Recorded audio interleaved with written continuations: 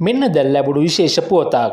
2012 සහ 2013 වර්ෂවලදී පැවති දෑට කිරුළ ජාතික ප්‍රදර්ශනවලදී රුපියල් මිලියන 700කට ආසන්න රාජ්‍ය මුදල් අවභාවිතයක් සම්බන්ධයෙන් ශිරන්ති රාජපක්ෂ මහත්මිය, එවකට ඇමති රංජිත් සියඹලාපිටිය මහතා මෙන්ම රාජ්‍ය නිලධාරීන් 12 දෙනෙකුට එරෙහිව අල්ලස් හෝ දූෂණ චෝදනා විමර්ශන කොමිෂන් සභාව විසින් පරීක්ෂණයක් ආරම්භ කර තිබෙනවා.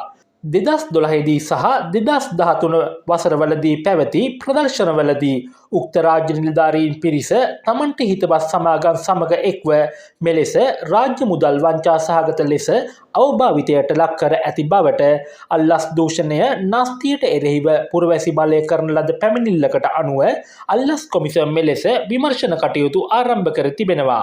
අල්ලස දූෂණ නාස්තියට එරෙහිව පුරවැසි බලය සංවිධානයේ සභාපති ජාමුනි කමන්ත තුෂාර මහතා විසින් අල්ලස් හෝ දූෂණ චෝදනා විමර්ශන කොමිසම් සභාව වෙත 2026 ජනවාරි 12 වෙනිදා කරන ලද පැමිණිල්ලකට අනුව මෙලෙස විමර්ශන ආරම්භ කර ඇති බව ඔහු ලිඛිතව දන්වා තිබෙනවා.